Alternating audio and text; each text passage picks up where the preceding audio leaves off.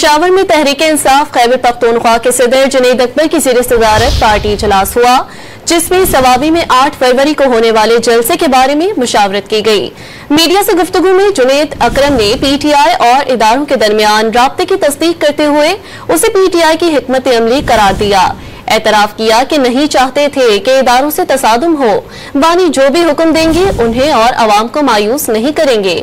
काबीना में तब्दीली का इख्तियार वज़ीर आला को ही है।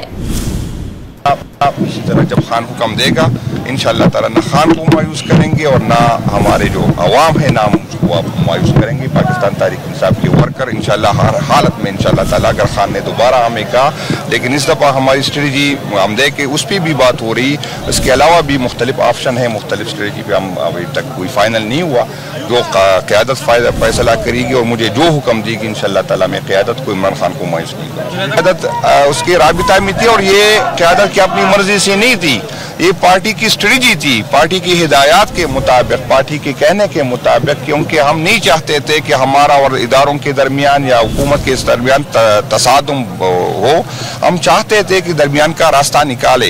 तो ये कोई छुपी बात नहीं है कि हमारे लोगों की उस बिल्कुल न थी। क़यादत की राबिते थी, क़यादत की मुलाकातें हुई थी और अपने काबीना में तब्दीली तो सीम साहब की जिम्मेदारी है, वो जाने, उसका काम जाने। न तो मैंने गवर्नेंस में न मेरा इंटरेस्ट है और न मैं उस पर मेरा कोई रोल होगा।